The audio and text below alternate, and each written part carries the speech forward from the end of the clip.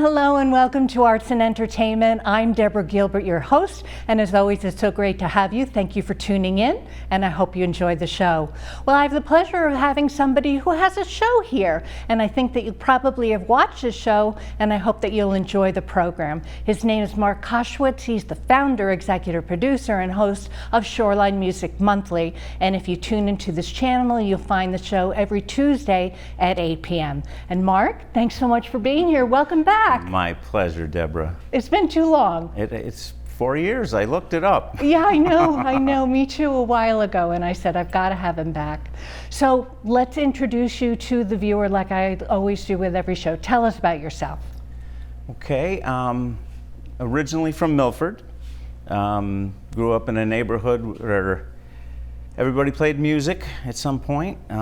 We were soon to be the end of the baby boom, I guess. Generation Jones, I think we're all called now. But garage bands were a thing, music was a thing, and most everyone in my neighborhood played something or other at some point, and many continued. I'm still doing it. I have friends. Greg Sherrod plays all over the place. He's grew up in my neighborhood. He's still doing it. Music was just a big part of life, and it still is. Did you know growing up that you wanted to pursue music? I know you play harmonica. Do you play anything else? Yeah, I play guitar. When I'm playing my own songs, I play guitar. When I'm playing with other folks, I usually as an accompanist on harmonica. And I play a bunch of other silly things, but not very well. Okay. How about, back to my question, did you know growing up that music was going to be something in your life? Music kind of was my life. I mean, we thought that way anyway. But I don't know if I ever really considered it a career path. But it was a hobby, it was a passion through my whole life. Well, Shoreline Music Monthly, a very famous show that's here on this channel. Tell us how that came about. Well, 12 years ago now. Yeah, there you go. This station opened, and they had something in the Harbor News about training. Do you want to have a show? At the time, I was playing with a bunch of folks who wrote their own music. I wasn't a songwriter at this point. I was just a wingnut with a harmonica. But I would sit in with all these folks, and they wrote good songs. But unless you were at the pub, you wouldn't see them. So I thought that it would be a wonderful idea to see if we could drop those into people's living rooms, so that folks who like music may find something that tugged their ear. Then they would know the person's name, and then they would be able to perhaps find them playing down the street and go see them live. Shoreline Music Monthly, where did the title come from?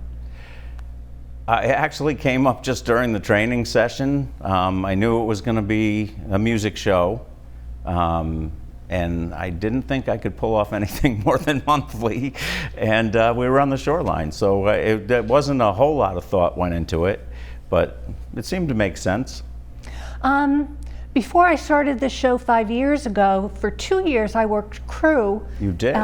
So I've been in the station 7 years, but I worked on your show, and I saw the musicians come in, you would interview them, and then they would play. Tell us about how you created that format. I wanted to introduce the people, not just their music. So that's why we would sit down and just chat. But instead of having just all the talk and then all the music, I thought maybe we'd hold people's interest more if we had a little introduction chat, and then that's why there's so much editing on my show. I would then find a spot where I could drop in a song that they had played, so that people would learn a little about the guy or gal, hear a song, then we'd be back talking, and then there'd be a song. And so it was never all one thing or the other.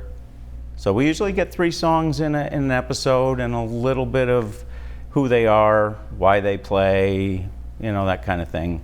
And then there's a thing that, if time permits, called From the Hip, where I just ask kind of random questions quickly, just a little, like the Colbert questionnaire or the Actor Studio kind of a thing, you know, where they're just short and not always the same questions, but they overlap a lot. Tell us about the show. Where do you find the musicians? Who are they? They're the folks playing all around your towns. There's a lot of different approaches that people take in music. Some folks have been doing it for a very long time. Some folks are doing it as their career. So to try and get them a little more exposure is wonderful. Then there's folks, you know, who are just trying to figure it out and you know, get it together. So giving them a platform is also wonderful in a different way. I mean, there's so many different ways of people come at music. Coming at music, how do the musicians come to you? How do you decide what program you're going to do? There is, initially it was a lot of folks I knew, and gradually over time it just got a wider and wider net. We we sometimes there's a contact page on our website. We have a Facebook page. Yeah, I got that. As a matter of fact, hold on a second. If we could put up the address on the screen as to how people could find out more about the show, that would be great. There we go. There we are. Yeah, I knew I wanted to put that up so people could see it. What would they find when they visit the site? That is typically the folks that we've had on. There's usually a latest news kind of thing. It'll show you who's been on with a link to how to get to their episode. There's a weekend guide page where you can find them playing in the weekend upcoming. Yeah, a little of this, a little of that. But the main things are who's coming up, who's been on, and how you can find them. Just back a little bit to my question, do they reach out to you and submit themselves to you? How does a musician, all right, for the musician that's listening to us now, how would they be able to present themselves to you? Get contacts through Facebook, Shoreline Music Monthly. We get the aforementioned contact page on our standalone website. Our email is just shorelinemusicmonthly@gmail.com, so it's easy to find. Sometimes I just run into people. I mean, I love open mics. I'm out playing with different people fairly often, and sometimes I'll see someone because at open mics a lot folks will play, you know, they play songs they learned that other people wrote, but there's always those folks out there who will play their own music that they've written. So sometimes I just find people just out in the wild like that. You just, you know, behind a shrub there's somebody playing a song that they wrote that's very good. Or sometimes, you know, I'll just see somebody out and a friend will mention that, hey, I have a friend who, it's all different ways. To the musicians that's listening to us now that would like to get started, how do they get started? Do they just kind of pick up a pen and pencil and start playing? There's so many ways. I'm a big proponent of open mics. If you are learning songs or if you're an aspiring writer of songs, you can meet a lot of wonderfully talented people at open mics. You can take songs that you've learned or written and bring them in front of people for the first time. And you find a good open mic. The good ones are non-judgment zones where there's supportive people who will give you encouragement. And that's the best way I've found. But nowadays, I mean, the shirt I'm rocking today is, FAWM is February Album Writing Month, and it's an online group of worldwide global songwriters who get together every February online and trade songs and tips and stories, and because now you can be global. And Your Shoreline Music Monthly, you're dealing mostly in our area and the part of the state of Connecticut, which is the Shoreline. Are there places to play around here? Yes, there are. For folks like me, I mean, songwriter, not been doing it very long. I only want to play songs I've written.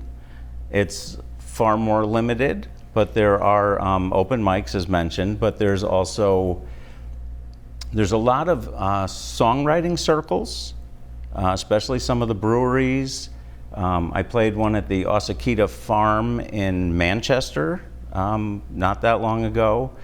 First Tuesday of every month they have 4 to 6 songwriters who each play a bunch of their own songs. I know a lot of the breweries are doing something like that as well. I think the Barn has something on Wednesday nights. So there are places you can go and play your own music. If you're a cover artist, I mean, it's more wide open because, people out for drinks or dinner, they often want to hear songs that they know and like and are familiar with. So, we've got, places like Scotch Plains Tavern and, Coastline Brewing has acts a few times a week. Doc's is right down the street. They've got music. Scottish Dave's is one of the few places that caters more to original music. There a lot of ska and punk and Irish type music. But there are venues. They're all a little different depending on what you're wanting to bring. So it's a wide open game. Okay, we're going to take a break, so hold that thought, okay? Okay. I'm Deborah Gilbert. You're tuned into Arts and Entertainment. We're going to take a break, and we'll be right back. Hello, and welcome to Shoreline Music Monthly. My name is Mark Koshwitz. Take away my soul every day. I made friends with depression. I wore it like a shirt. Dog dreamer, find a name bigger than an underdog. Sitting at your patio party with 100 people around. Honey, you can start nothing till the foundation's laid down. If you build it from the ground up, the rest will come.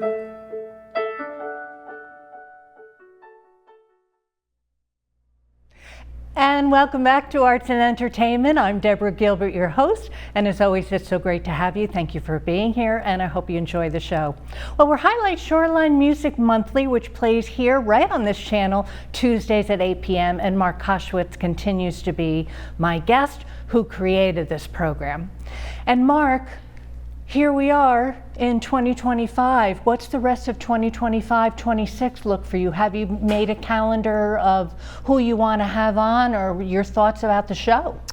We're booked out for the year, pretty much. Yeah, because a monthly show, there really aren't that many. But yeah, it's good. When last we met, I was just rewatching it, and we hadn't come back, Shoreline Music Monthly anyway, hadn't come back from COVID yet. So it was 2020, we were still dealing with all that. And since that time, obviously my show has come back, thankfully. I've also become a grandfather. Oh, congratulations. Thank you. I was working at the time. I'm now 3.5 years retired. Congratulations. So hence, a little more time for actual, getting out and playing myself. It's just so many things. It's been, and one thing I would like to mention too, you had asked about folks who are beginning. And one thing I didn't touch on is libraries. Oh. We have in Clinton, affiliated with the Senior Connection. Twice a month you can find the information on the town website, picking party, where folks can come and bring their instrument and sit in a circle with a bunch of other folks and One person picks a song. They'll often bring a sheet with the chords or something so you could follow along or sing along. And everybody plays the same song, and then the next person plays one. And I know they were doing that in the Scranton, I believe is it called, library. In Madison, there was at least 1 or 2 a month. I've seen Gilbert, I think, has a ukulele circle. But local libraries are wonderful places. Our own library in Clinton, if you want to dabble in the ukulele, you can check one out like it's a book. They have a couple of ukuleles. I believe they have a guitar now as well. So if you want to learn, you can just go get yourself an instrument at the library. And at the library, isn't that something? I wouldn't even think about that. It's a wonderful thing. I have come into the station many times and you are sitting behind the computer editing your show. I don't think people realize what goes into your show to make it. Tell us what you go through to make that program come on every month. Well, the editing, as I mentioned, a little is more intricate than some shows because we do 2 completely different types of taping. We'll do this where we sit and chat, but then they also need to play in the same space. So then we take it apart and they set up and play here. So to get the show the way I want it to flow, I got to cut and take the pieces in and out and put it together. So it takes, it's an additional couple hours of time to. Yes, it is. To just, fiddle it all together. And you make that whole show yourself. I don't think people realize that as well. Mm-hmm. Whereas I just sit here and thanks to Emily and my crew and everybody else, it's just a straight taping. Yours is not. I do the editing, but the same thing. I have a wonderful crew who helps. You were part of it for a while. They do a lot of the work, and so I can chat, and then when the folks play, I usually will go live, to our Facebook page or something, try to get just a little promo of what's coming, and so I'm free to kind of wander around and take pictures for our flyers and things of that nature. And I think what's interesting when I worked on your show is the process of doing the show. They'll come in with maybe several people if they're playing in their own band, and they have all their machinery and all their instruments, and they'll interview with you, and then it takes time to set everything up. What's it like to do a show? To be honest, since COVID, we've kind of went back to our roots, which has actually been kind of nice. Because when we started, we were one person songwriter typically would come in with his guitar, we'd chat, he'd play songs. Little by little, and it was a blast, don't get me wrong, but we got to the point where we had full bands with drums, and this room isn't necessarily designed for that kind of sound, but it was great. But since COVID, we're kind of dialed back to solos and duos where it's a little easier, where it's more, we have a snake right behind here where folks can run their guitars and the mics, and it goes into the control room, gets mixed. So a lot of it happens seamlessly during the taping.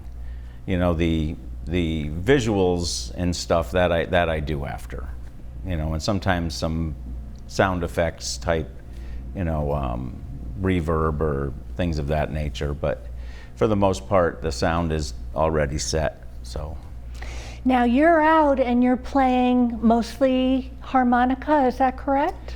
Now, since I hadn't ever been playing as a solo act last we spoke, but now that's what I'm trying to do more of now. Although I do still play harmonica. I play with a gentleman, Chris Funk, occasionally as the C&M Experience, but I'll also play guitar and play some of my songs. I play occasionally with Brian May, who's another local songwriter, guitar player. Typically I'm strictly harmonica with him, although we do sometimes at the Buttonwood or at Nightingale's we play all original show where I'll play half, he'll play half. But we're now in farm market season too, which is wonderful because I play a lot of that kind of thing, because I've always liked farm markets, and I love music at farm markets, so now I get to be the music at farm markets. I used to go to Ivoryton, and I used to see you Ivoryton was playing wonderful. harmonica. Farm miss it. markets, do they have music? But people probably don't know that you can hear entertainment there. If they go to Shoreline Music Monthly's Facebook page and look at the weekend guide, they'll know. As long as the farm market's on Thursday through Sunday. But yeah, I played Waterford a couple weeks ago, a wonderful farm market, lots of produce and different offerings. I've got Deep River Farm Market coming up soon. I still am sad that Clinton doesn't have one. The Ivoryton one is no longer. Westbrook doesn't have Oh, one. Ivoryton's gone. Yeah, Ooh, that was too bad, because that was a nice one. that was very nice, yeah. How was it for you, if you're looking back at your 12 years, how was it for you to start the show? Was it hard? I didn't know it was because I'd never done it before, so I just figured stuff out. And you know, the staff at the station, at the time it was a gentleman named Chris Morgan. Now we've got Emily. So even that's changed since Yes. we last spoke. So I lean on them a lot because I'm not really a tech guy. I'm 63. So, I mean, I'm trying to figure out home recording on my own. Oh. But, you know, that's slow coming, and, you know, I've never been a big tech guy, so it's always good to have a nice foundation, a strong base of staff who can help with that kind of thing. And we had talked about, during the break, about a 2, 3, 5-year plan. How long do you plan on doing the show for? I don't know, honestly. I mean, I honestly didn't think it would go this long. I mean, you have 12 years. That's a lot to be proud of. yeah. I think we have done a wonderful job of presenting local talent with respect, and every episode, I think, has been done in that manner. And I think that's why folks, you know, want to come on, because, you know, our sound quality is good. The cameras, the equipment is fabulous here. And I think we do a great job of introducing and showing folks what's out there. Speaking of that, have the musicians been able to secure any kind of bookings from being on your show? I hear occasionally from folks, you know, who say, "Oh, by the way, thanks." There was, I forget who it was. Somebody ended up with a commercial, Oh, which was pretty cool. yes. You know, and gigs. I mean, a lot of what we used to do, because it goes back so far, is we would offer a DVD burn of the show that people would then be able to pull pieces off and show, you know, make a electronic press kit. Now everything is so easy to get online, but I know many artists use clips from our show to send to potential venues. So that's another thing that I'm very proud of, that, you know, if you can help someone get another job, that's great. For the musicians that's listening that would like to be on your show, and you say, yes, I'd love to have you on your show, what are the instruments that are they allowed to have, being that you have changed kind of your format through the years? What are they allowed to do and perform here with? Oh, I would talk to anyone about anything, to be honest with you. I mean, typically they're kind of folk musician, blues musicians. It's usually a guitar. We've had keyboards on. I mean, we had Tuba Christmas come in one time with a whole bunch of tubas. I saw that. I've never had a bluegrass act on. I've never really had a true jazz act on. I'm willing to try anything, but, you know, it's what you find and who finds you. We are slowly starting to run out of time. Any closing thoughts for the viewer or to the musicians that's listening to us now? Just if you wish to contact the show, shorelinemusicmonthly@gmail.com is the easiest email link. Our Facebook page has the weekend guide, other sundry items, and If you want to find me, I'm on Instagram at Kosh_music. And our standalone show website is on Weebly or Webly. Yeah, that's about it. And you get good exposure on all the channels that the station offers. Yes, and they have, the server, all the episodes. Oh, that's another thing. Yes, all the episodes are available on the VSC TV server and their YouTube channel and the Shoreline Music Monthly YouTube channel. So you can find them if you want. Well, congratulations for your success of 12 years, and it's so thrilling to have you here today. Thank you for having me in, Deborah. It was a I'm thrilled pleasure. to have you. Thank you for coming. Absolutely. I'm Deborah Gilbert. You tuned in to Arts and Entertainment. In case you need to reach me, I'm at artsandentertainment@mail.com. Well, I hope you have a super day. Thank you so much for tuning in. Remember to tune into Shoreline Music Monthly every Tuesday at 8 p.m. Hope you have a super day. Thank you again for being here. I'll see you next time.